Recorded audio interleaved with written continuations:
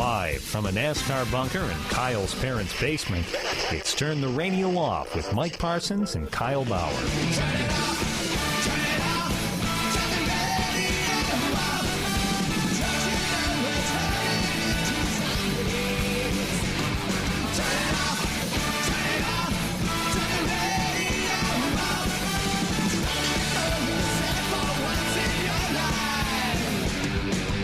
Become a fan at Facebook.com/TTRO Show. Follow along on Twitter.com/TTRO Show. Or just listen right now.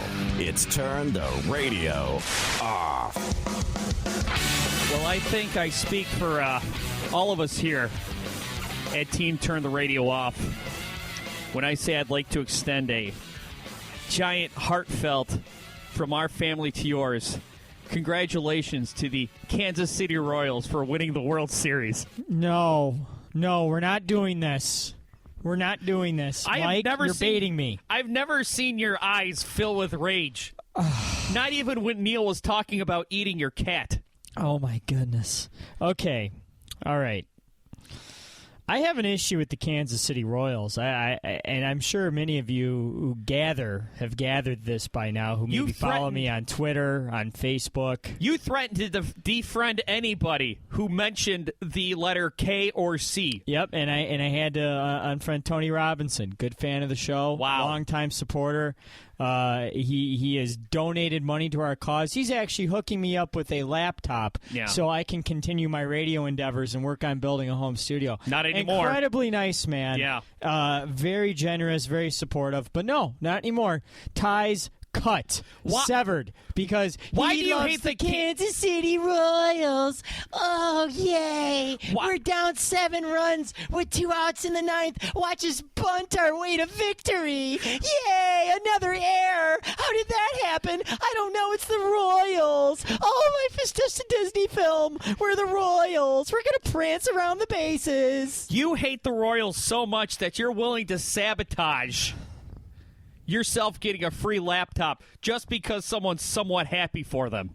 I don't understand how any especially Tigers fans, because the Royals, and I wrote about this on Sports Talk 313. Because they have a life, Kyle. That's why. I've been writing there, and I wrote a couple weeks ago about the Royals and about how different they are from the Tigers, about how the Tigers and the Royals are kind of bizarro versions of each other. Right. The Tigers have an overinflated payroll full of superstars who don't seem to care, who give up on plays, who don't have a tendency to come back late in games, actually have a tendency to collapse late in games. Okay. For every break to go against them, and to be have superior talent in 2 World Series and only come out winning 1 game out of the 2.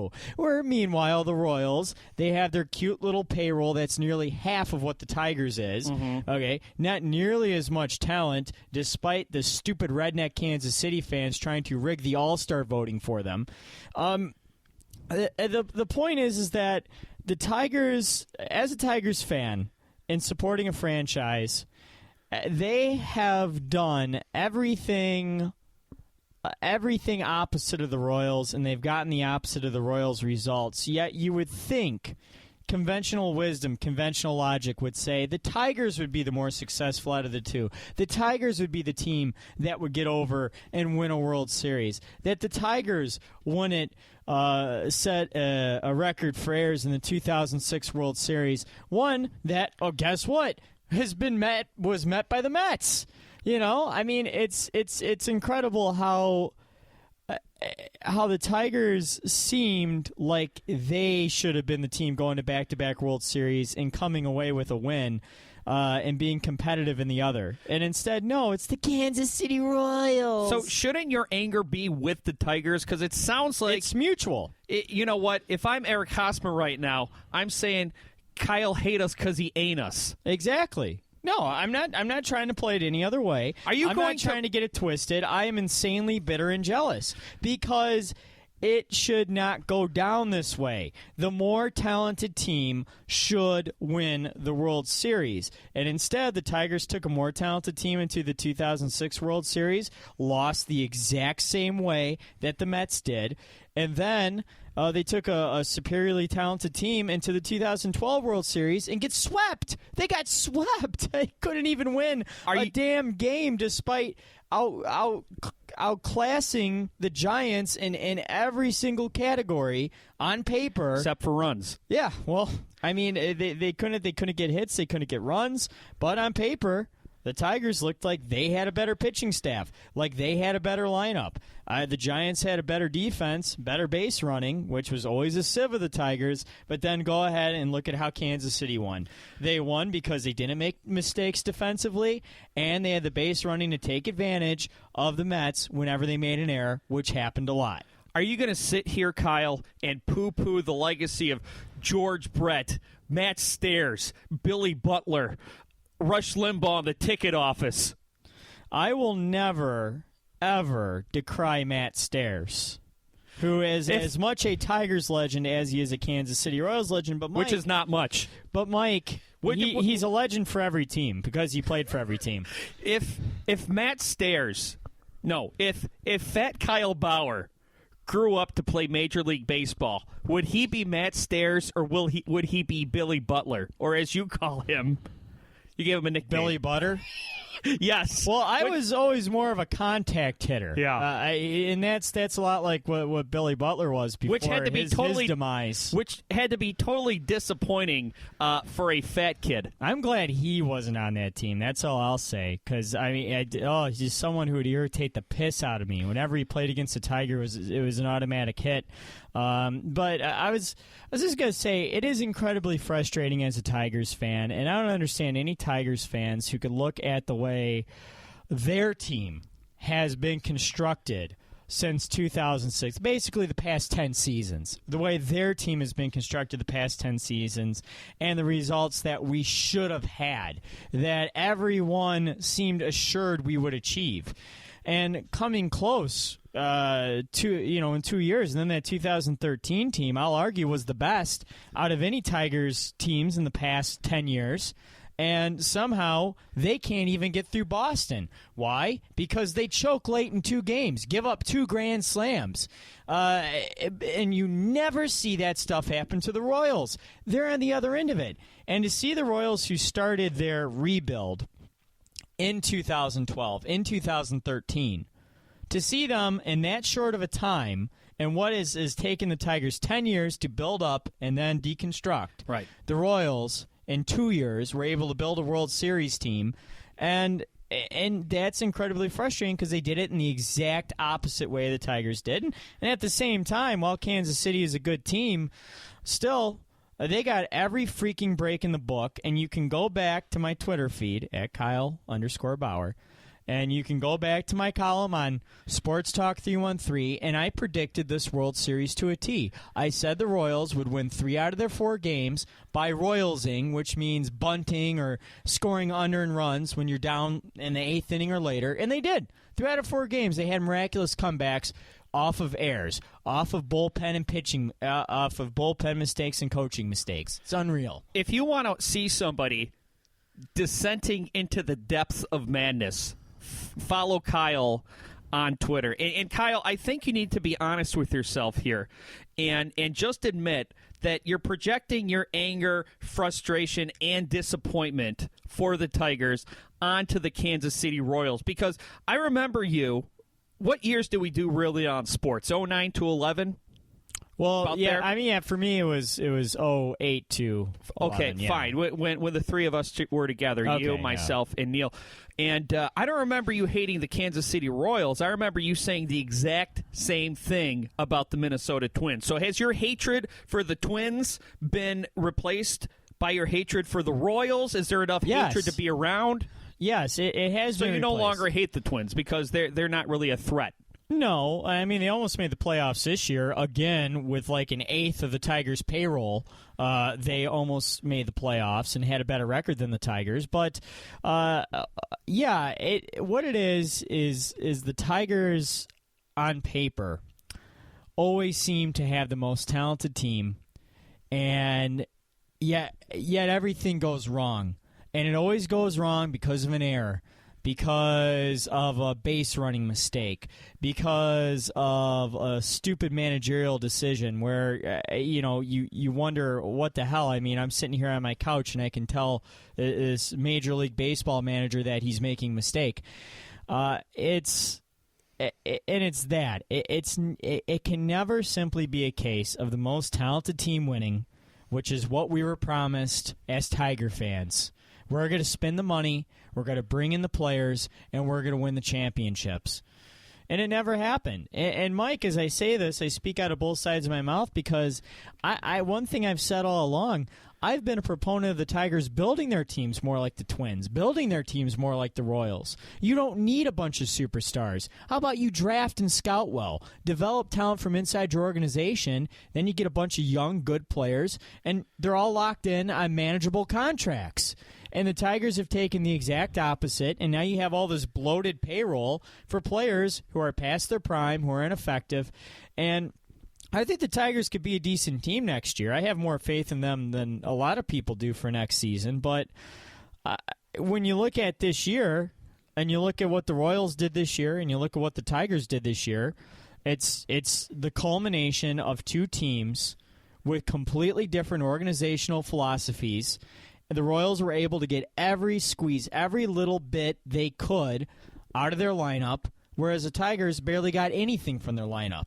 It seems like over the past decade or so, just about every team in the Central took turns being the front runner. It started with the Chicago White Sox. Then it moved on to the cute little Twins. I guess you can't account for the Tribe. Since the late they 90s. had 2007, which was their year, and they mysteriously, I mean, they should have beat the Yankees that particular year, and I remember they choked away that series too. So, and then you had the Tigers going Buffalo Bills, owning the Central, and then making a couple World Series and not making it, and then now the Kansas City Royals, of course, are emerging. Did you have this hatred in your heart for the White Sox when they kind of kicked off the decade and a half of teams taking turns dominating the Central? Well, I did, but it was always a little bit different with the White Sox because the White Sox were a team built on power hitting, power pitching. They were a team constructed very similar to the Tigers, and I think that's why the Tigers always had such an easy time knocking them off.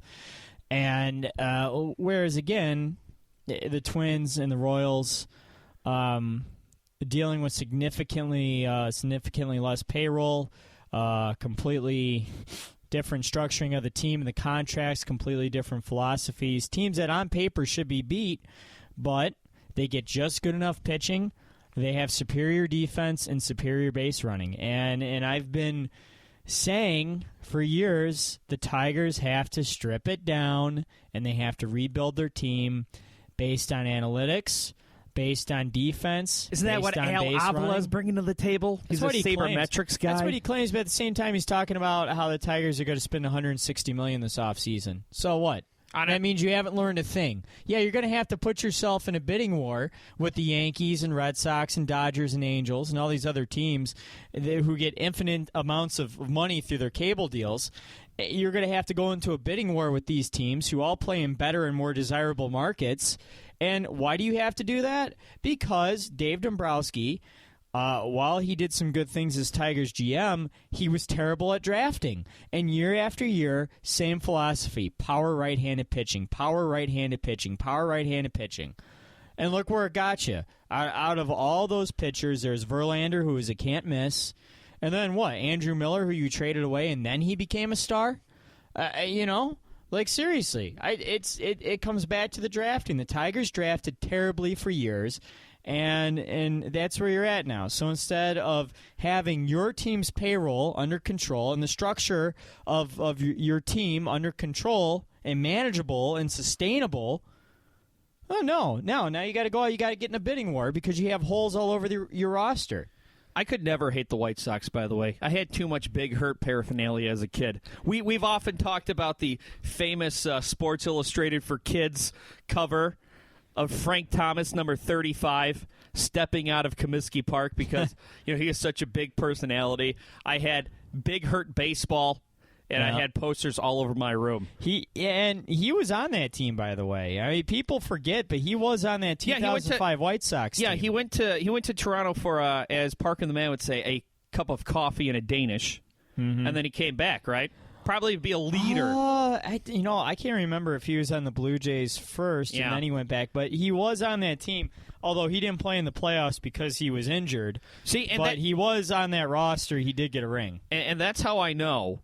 Well, I guess you can't say that you know for sure that anyone wasn't on the juice because just about any power hitter or elite baseball player since the late 80s is under suspicion for the juice. But the two guys who I'm pretty sure were never on the juice, Frank Thomas and Ken Griffey Jr., because they both spent too much time injured to be on it.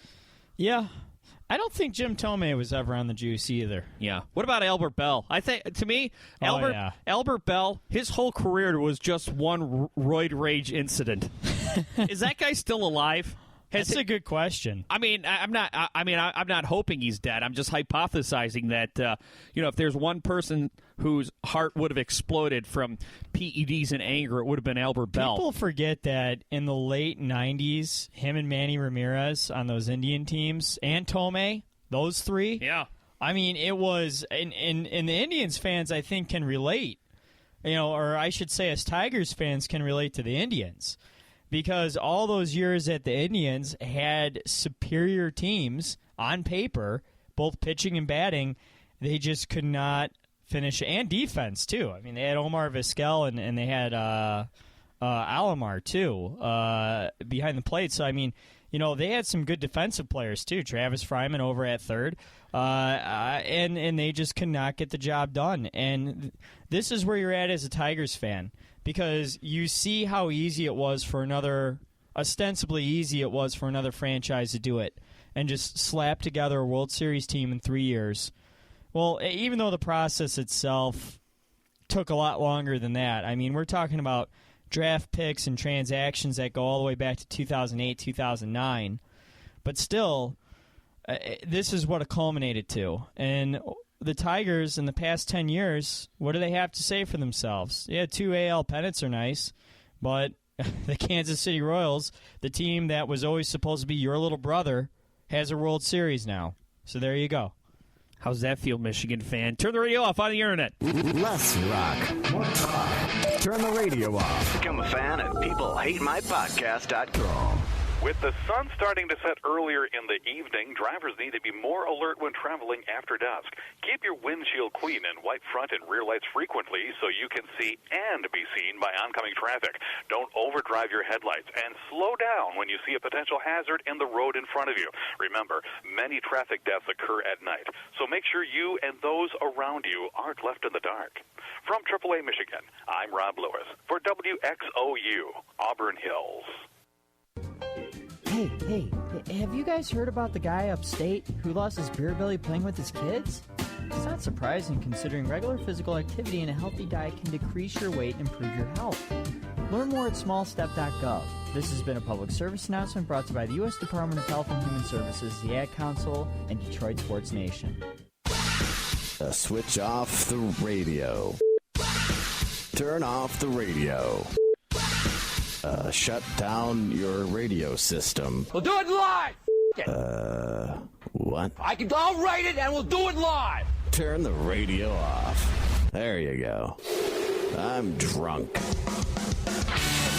All right, so Chelsea from upstairs and my first Halloween come and gone in the new house. I took the Halloween decorations down the other day, and I got to say, while I was taking it down, I was getting excited to put the Christmas decorations up in about a month. But, one thing, Kyle, I noticed a trend this Halloween season, and I don't know if it's an actual trend, if people have been doing more of this than normal, or if it's just anger bait that gets the clicks. But there's been a hell of a lot of stories this October about people causing controversy by incorporating blackface into their costumes. And I'm just surprised that in 2015, that people think that they don't see anything wrong, or they don't see how putting on blackface as a costume would be a terrible idea. Yeah, I think it's because you get a lot of folks who, white people especially. Yeah, I mean, who else would put on blackface? That's true. Technically, a black person could put on blackface, but that would just be like a pointless, I guess, unless they want to make themselves. That would be like a star collapsing in on itself. Yeah, I don't know. That'd be weird. But I was gonna say, I think a lot of white people, especially those who grow up in the suburbs, not around a lot of other black people, don't really understand how appropriating one's image into something that was used as a mockery of black culture, of black people, mocking their intelligence, using them as fodder. A lot of people don't know what minstrel shows are, and I think it goes back to we just don't do a good job of educating people in the suburbs culturally, of making them culturally diverse. I have never heard a good argument for blackface. Never. I mean, I think there's racist and I think there's ignorant. I think a lot of this comes from ignorance. Oh, sure. Well, I think racism stems from ignorance, but I don't think that just because you're ignorant makes you racist. I think if you're racist, you're ignorant, but I think if you're ignorant, you're not necessarily racist. And, I'm willing to give these people the benefit of the doubt. If they just thought it was a funny Halloween costume and they didn't mean any offense by it, but really, someone should have told you by now. Yeah. Well, I mean, if you're going to go with somebody from an opposite race, just go as your complexion. See, that's why I heard that there are some white drakes running around out there. Yeah. And I think that's great. There's nothing wrong with white drake. Yeah, especially because and the white drake costume probably had to be thrown together pretty quickly, because I would imagine that all the white drake costumes were inspired by the Hotline Bling video. Right, and the turtleneck surprisingly wouldn't be that hard to find. It'd more be the pants. You know what? If I were White Drake, I would look for that owl sweatshirt. I like that owl sweatshirt from his video. Yeah. But you know what my favorite part? You know what my favorite dance move of the Hotline Bling video is? And I think that I don't think that Blake. White Blake. There's a ton of white guys named Blake. I don't think that Drake's dance moves are bad.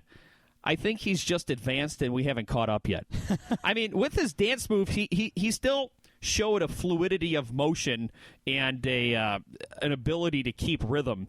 But my favorite move is at the end where he puts his head on that chick's ass. She just lays down on his stomach and he does that thing with his hands where he mocks a pillow and he just lays down and takes a nap on her ass. I have a theory that he knew that it was going to be goofy. I did too. I think he knew, or the director or whatever knew that it was going to go viral. Like there was a wink somewhere in there, and he knew that because Drake can do no wrong, and that I watched him get onto a basketball court during Midnight Madness with Kentucky and shoot multiple air balls, and everybody is still cheering him. Right. And nobody's like, why the hell is Drake out here with us? Drake can't even shoot a basketball. What is this? Why does he get a jumpsuit? This isn't right. But everybody's like, oh, yeah, Drake. You're awesome. You know what it's all about?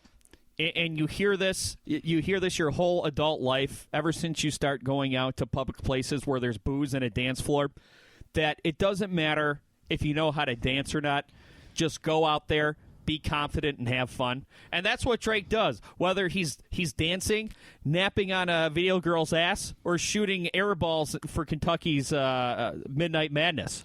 And that's right, the confidence. I mean, and also girls just think he's cute. He can do anything. He can say anything. If girls are going to like him. Like, to me, if you listen to Drake rap, it sounds like he stopped trying years ago. But you still love all of his songs. Right. Like, I'm pretty sure Hotline Bling was done in about 10 minutes. My favorite part is where he starts talking to his ex-booty call like a dog. Why you never home? Why you always touching road? Used to be good girl. Yeah. Again, feminists love Drake, and he's dropping lines like that. I wonder how they could. No hypocrisy there at all.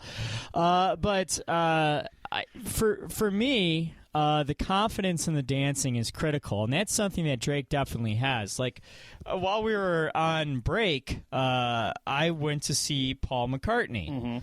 And that was an incredible experience, unlike which I've ever seen before.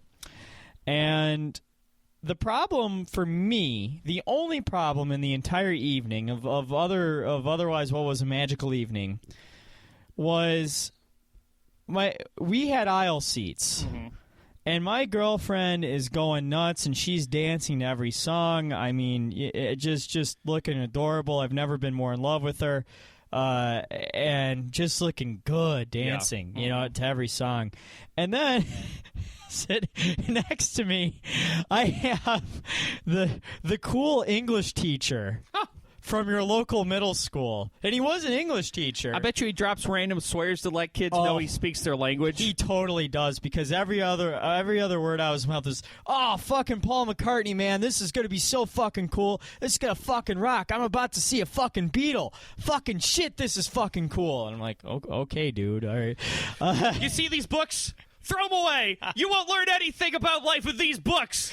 This guy's such a wiener, and I loved it because he probably plays some Drake on the first date just to show he speaks their language. And I found it funny too, because he also, this was right after the Parliament, Prime Minister and Parliament elections in Canada, so he congratulates my girlfriend.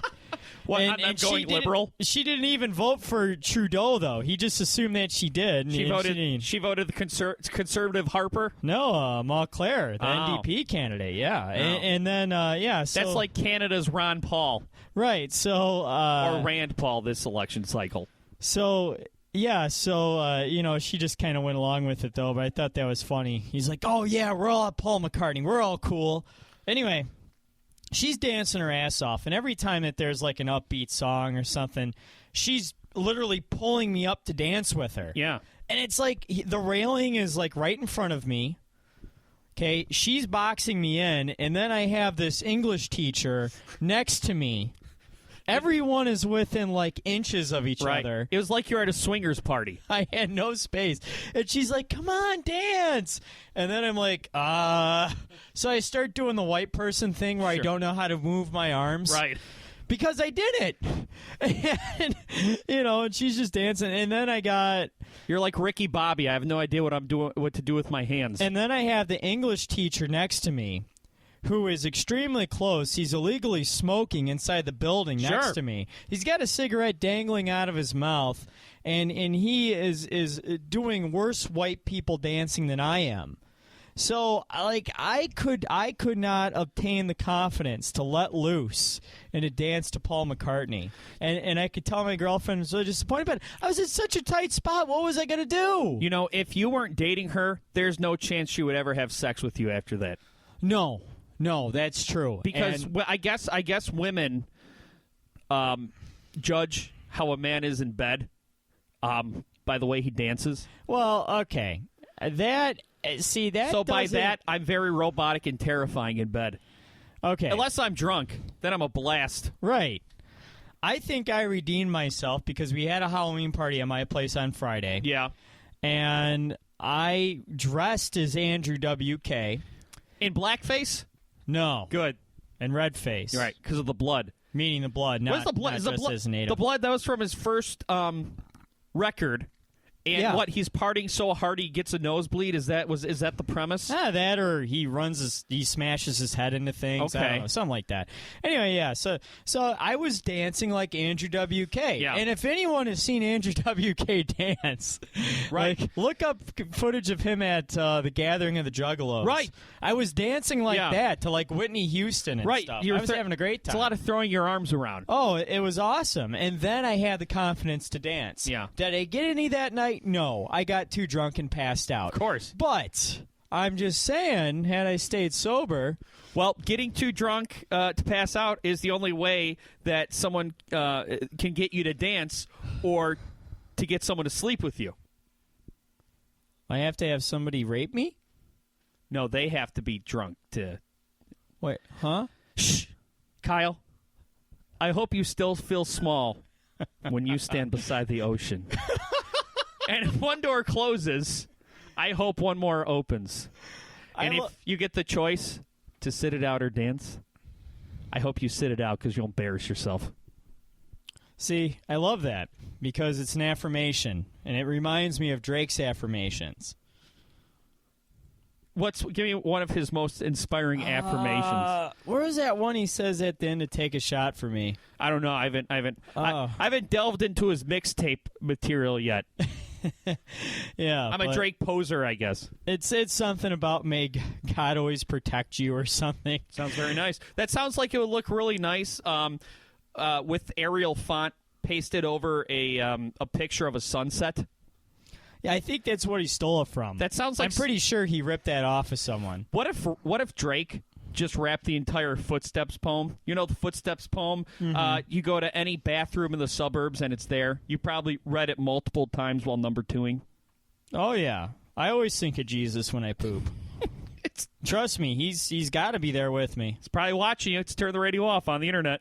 Turn the radio off with Machine Gun Mike Parsons. And guess what? Life isn't fair. You don't always get what you want. And Kyle Avocado Bauer. Oh, zombie preparedness kit. I'm a zombie. Lols, lols, lols. We'll be back in seconds. Turn the radio off. With more Turn the Radio Off. Got mail. On the internet. Does your family have a plan in the event of an emergency? Emergencies are almost always unexpected, so many people are caught unprepared when they happen. Don't let this happen to you. Take the time to talk to your family about creating an emergency plan. Talk about things like where to meet, who would pick up the kids, and what supplies you should have. Go to ready.gov for more information on being prepared for any emergency. This message is brought to you by the U.S. Department of Homeland Security and the Ad Council. Check it out, it's the Terminator. Hey, when'd you get back, huh? Did you have to shoot anyone? Why are you so distant? Are you not happy to see me? So what's the deal? You gonna get a job now or what? Why are you being so jumpy? Put all that stuff behind you, okay? No one knows what it's like to come back from Iraq or Afghanistan unless they were there. Join other veterans at communityofveterans.org because we know where you're coming from. Brought to you by Iraq and Afghanistan Veterans of America and the Ad Council.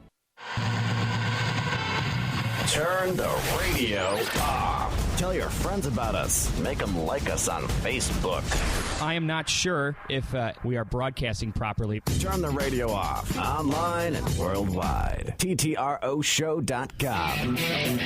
So Anonymous, they're a hard group to pin down because there's the real Anonymous who claim to have no central leadership, but I think there's some organization in the real Anonymous. And then there's like the fake Anonymous who they'll like talk crap to Kanye West just because he's annoying. But the real Anonymous, they're the ones who they really burst onto the scene by exposing Scientology. They seem to fight for social causes, and their latest to-do that's in the news is that they have hacked in to Twitter and websites of the Ku Klux Klan, attained names and personal information, even though they're not gonna post any addresses and whatnot. But they've got a whole bunch of names, email addresses, and phone numbers of people in the Ku Klux Klan, over 1,000 of them, and allegedly they are going to release them on the 5th of November. They're going to what's the site? It's Pastespin. Pastespin, that's right. They're posting it on Pastespin, and this is really going to be interesting. They've already released a couple of names, a couple of state senators. I'm not going to read them just because, it's not been verified. A couple of mayors. And you just have to wonder, if there's going to be any big names on this list.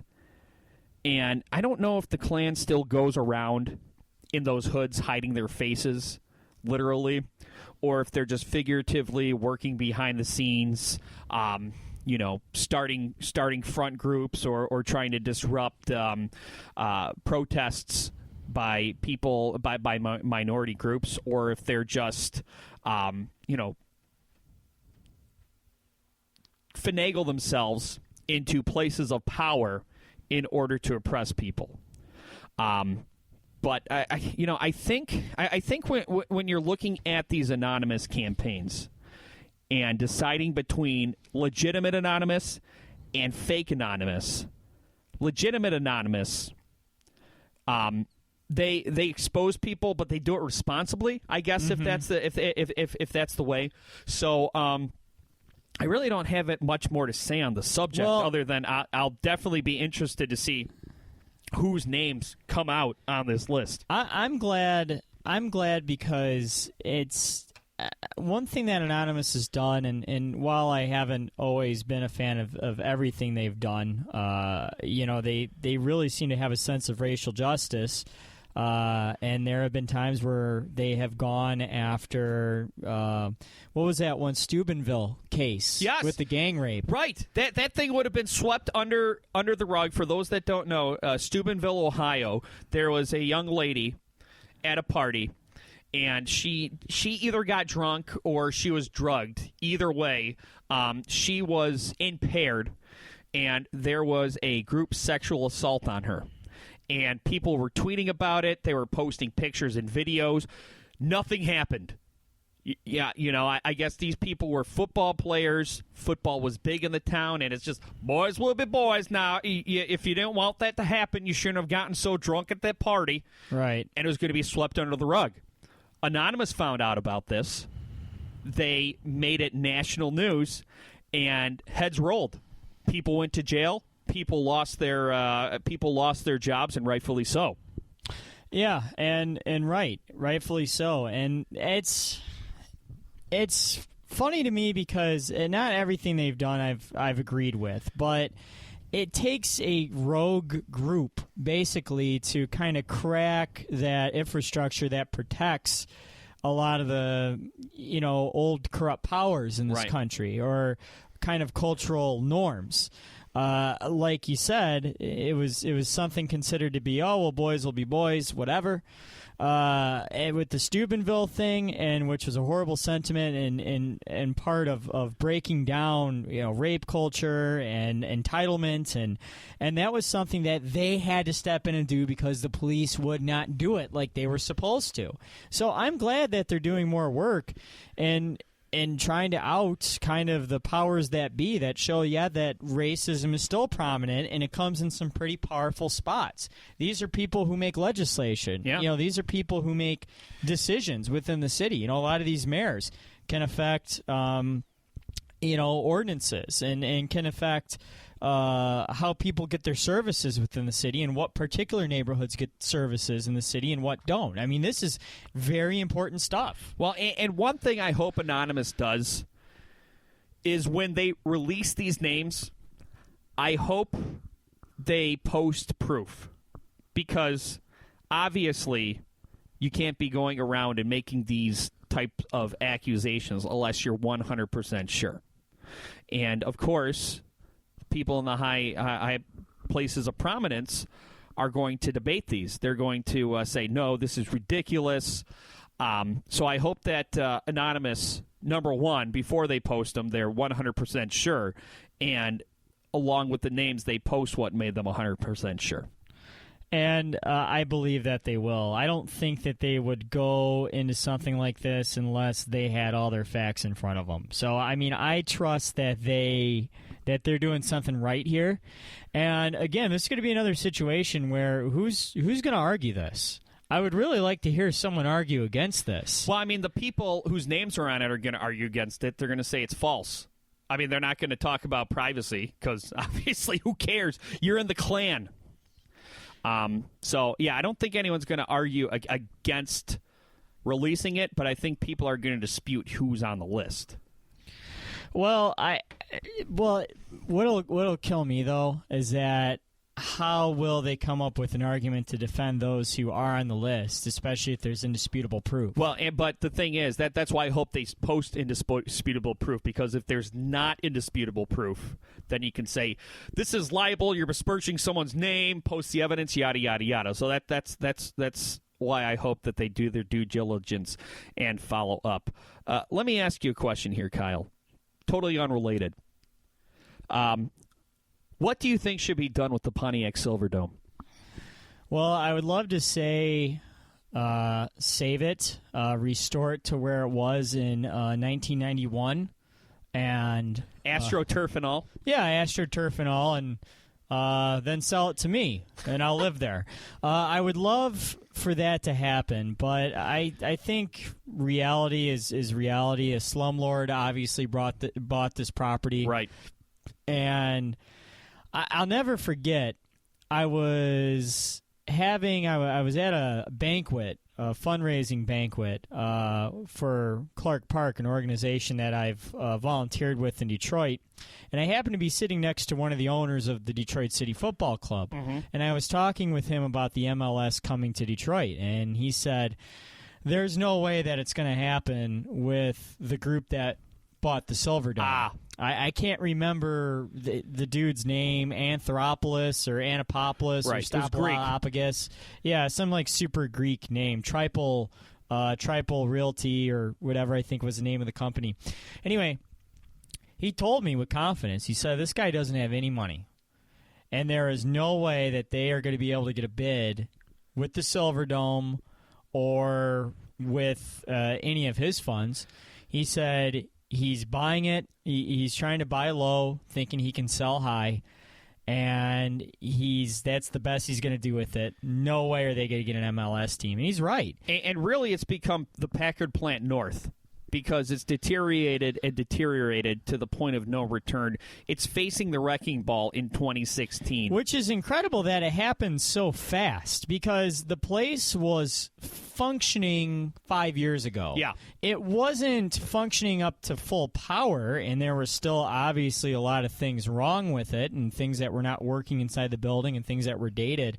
I thought one of the interesting things about going into the Silverdome, I went there for a friendly between Serie A and I can't remember the name of the Greek football club. Was it Olympikos? No, it wasn't Olympikos. For argument's sake, let's say it's Olympikos. Okay, well, anyway, yeah, thinking too hard about that one. But I went there, and I got a press pass for it back when I was writing for the Oakland Post, and I was amazed by how much hadn't changed since the last football game was played in there in January 2002. Yeah. Like, everything looked identical. The advertisements haven't been changed. You still had those helmet stickers in the end zone, up on the glass in the end zone. At the main event, which was the old banquet place that they had in there. I mean, it was interesting. And I was thinking, that's really bizarre that they would be so bare bones about this project, and they put a game in here without renovating anything. Yeah, kind of half-assed. It was, half-assed, and that was the first red flag. But things were still functioning. Yeah. I mean, the place was still together. It wasn't crumbling yet. So to see the way it's deteriorated since is quite awful, and I've seen a lot of proposals to make it to an outside stadium.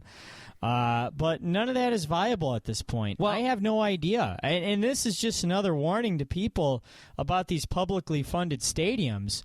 I mean, look what's left in their wake. Joe Louis Arena is going to be the exact same deal coming up in 4, 5, 6 years from now. Well, and of course, one of the proposals is for a retail entertainment district. It's always a retail and entertainment district. Exactly. I'm like... And the other week, I posted, just knock down the Silverdome and make it a Menards. Which was really the best idea. I was only half kidding, because I think people need to give up on the idea of making Pontiac/Auburn Hills an entertainment district. I think the Silverdome has proven that it's not going to work. I think the fact that there's one bar across the street from the Palace... Hoops. That it was hoops like 3 owners ago.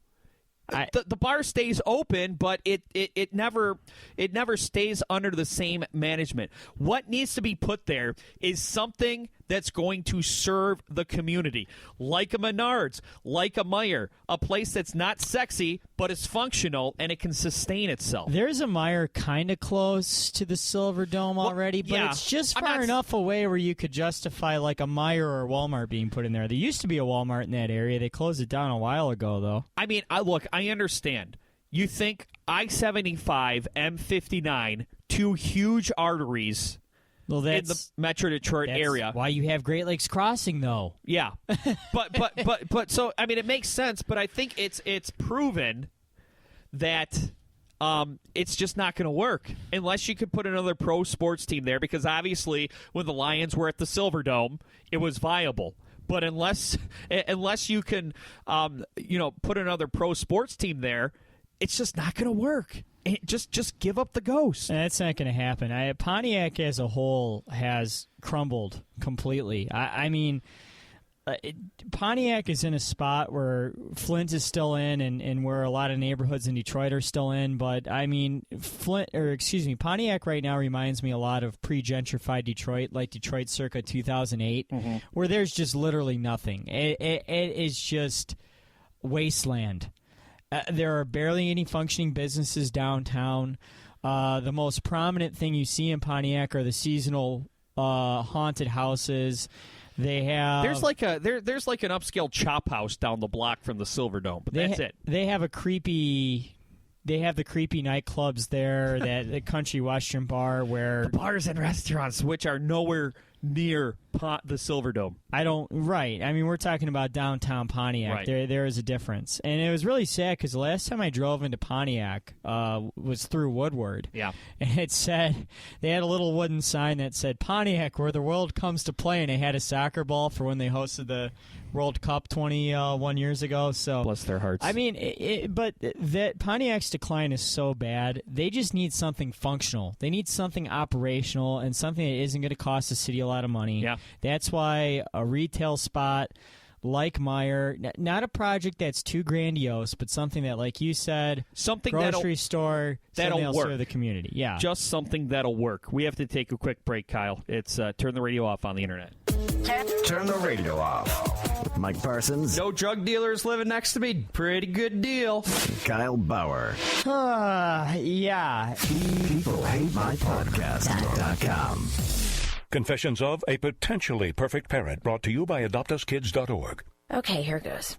I know more about cooking dinner for a party of 12 than I do about packing a lunch for a 12-year-old. I know kids like things like PB&J, pigs in a blanket. Oh, and fish sticks. They do love fish sticks. Fillets I get, but sticks? What part of the fish does the stick come from? I know I can read a cookbook that'll tell me how to make a red wine reduction. But where are the cookbooks that can teach me how to cut the crusts off bologna sandwiches? Oh, maybe we can compromise on mac and cheese. Can you make that with brie? Everybody likes brie, right? You don't have to be perfect to be a perfect parent. There are thousands of teens in foster care who would love to push your food around their plate. Call 1-888-200-4005 or visit AdoptUsKids.org for more information.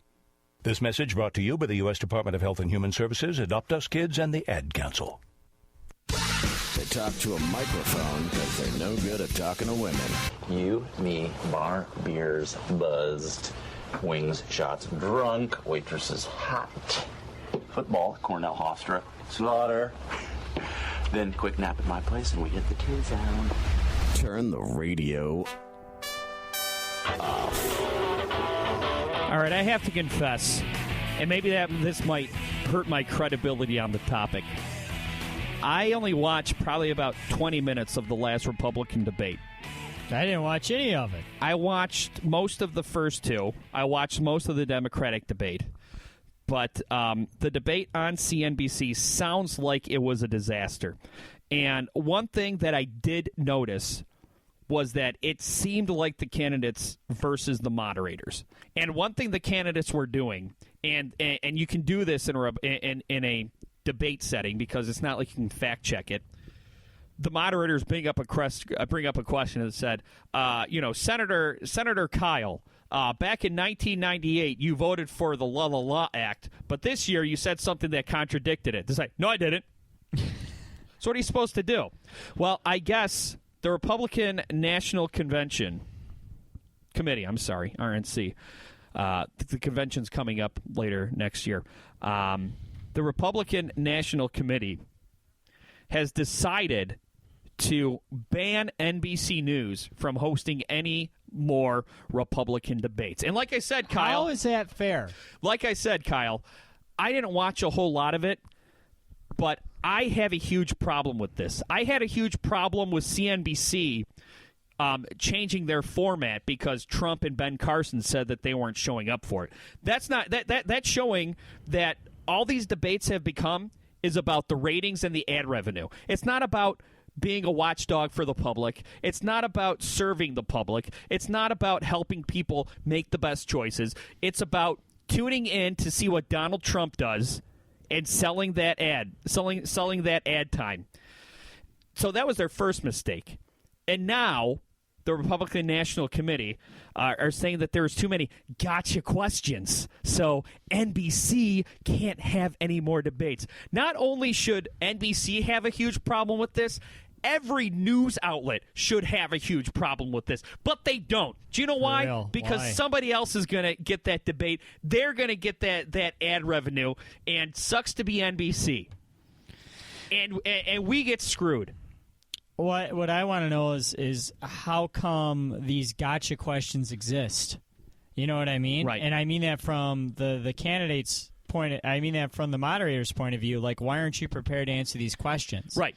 I'm sitting here as a moderator, which means fair and equal in the middle, and I'm asking a series of tough questions. Why am I asking tough questions? Because you're going to need to answer a lot of tough questions if you're president. Well, and you know what, Kyle? Even if the moderators are biased as hell, and I personally think that Limbaugh should moderate a Democratic debate and Maddow should moderate a Republican debate, because I don't care if the moderator is partial. I don't care if they're biased. Do you know why? Because as president, you're going to have a whole half of the cable news spectrum asking you these types of questions. So suck it up and get used to it.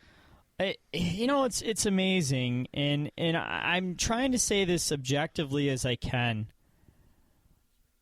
It's amazing how flaccid the conservatives have come off through these debates. I mean, as far as putting out a legitimate presidential nominee. Right. You have Ben Carson and Donald Trump, who I still refuse to take seriously, even though they have both hung in the race a lot longer than I thought they would, that's for sure. I mean, hell, the guy who I thought was going to win is out already. Dropped out, yeah. Yeah, but I mean, Jeb Bush, his favorability is just in a free fall right now, and his endorsements, he hasn't gotten an endorsement in almost 2 months. His campaign is completely stalled. Marco Rubio has gained a little bit of traction, but he's still seen mostly as an afterthought. And then what do you have after that? I mean, you have Kasich, who's never been taken seriously, even though he's probably the most rational. Yeah, he's sane, so that he has no chance in hell. He's probably the most viable candidate, really, to be president out of any of them, but he doesn't have the money, he doesn't have the push, he doesn't have the allure of being a mouthpiece. And I think that's the problem, is that with a lot of conservatives, is that they don't want a politician, they don't want a leader. And this is something that you've been hearing nonstop, so I'm not breaking any ground by saying this. They just want a mouthpiece who's going to spew their xenophobic and hateful and irrational and loud rhetoric. That's what they want. They don't want an actual politician, and they should want a politician if they actually want someone who can go up against Hillary. You know what I like about John Kasich? Like I said, when he's been given a chance to answer, he's always seemed very, very sane. Like, even if I disagree with him, I still think that he comes from a place of logic and compassion. But he looks visibly irritated. And he can't stand any of this. That's because he's on the stage with a bunch of wackos. And I'm sure the Democrats did this back when Bush was in office, but I wasn't paying attention back then. What the Republicans seem to have mastered lately is what I refer to as the hero-martyr complex. Right? They make themselves a victim so that they can come back and really tell somebody off.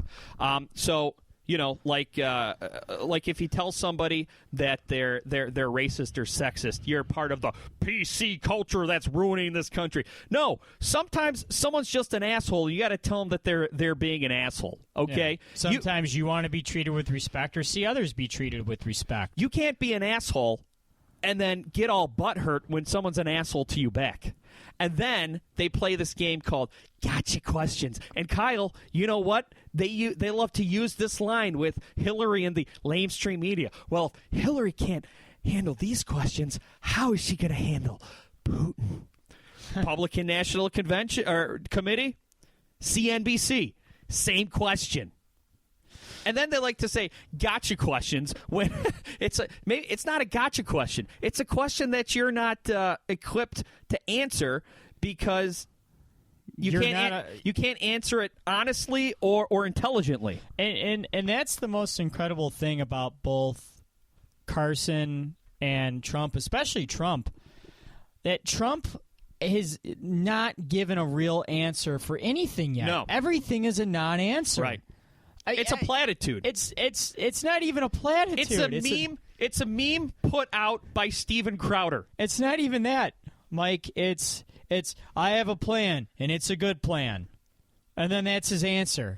Screw you, he doesn't tell you anything. He doesn't say anything. He doesn't tell you anything. Well, I'm a businessman, so as a businessman, I like to keep things close to the chest. And then every plan that Carson has unveiled would be is mathematically incalculable. Like his flat tax idea. It's mind blowing. And I was listening to Kasich do an interview on NPR on his way to the debates in Colorado, and Kasich, people talk about Bernie Sanders sounding like the angry candidate. Kasich was literally yelling during the interview, saying, "I just can't stand it. This is foolishness. This is stupidity. None of these people are making sense. He's but right. They're all beating me." Yeah, he's right. Well, it was very, very frustrated and very candid. Well, I mean, there is a flaw with the way that debates are moderated, and I think that right now, if you moderate a debate, you're taking a career risk, unless you're moderating a Democratic debate, because there's just too many Republican candidates out there right now. There is, and I think the best way to do it is the moderator has to have control of the microphones. And what you have to do is you maybe only have a list of 10 questions, right? And then you ask every candidate the same question and give them equal time. It might be boring, but I think that every candidate has the right to answer all the questions that are given to them. And if you watch these debates, it becomes like it becomes a cluster mess, because one candidate will ask a question, will be asked a question. He'll do a stone cold smack talk of everyone on the panel. Then everybody wants to respond. Just ask 10 important questions. Let everybody answer it and give them all equal time. It'll be long, it'll be boring, but it's the best way to vet the candidates. It's not a perfect way. It's probably not even a good way, but it's better than what we have. Kyle, of course, we are out of time. Go ahead, 30 seconds. Well, I was just going to say it's become a real crisis that everything has become entertainment above all else. We're talking about electing the most powerful person in the world here, and we're turning it into Jim Rome smack off. And not exactly actually right, and not about any actual, legislation, not about any actual issues or topics. It's just a bunch of running around in circles, and it's depressing that these people are legitimate presidential candidates. PeopleInMyPodcast.com. Bye.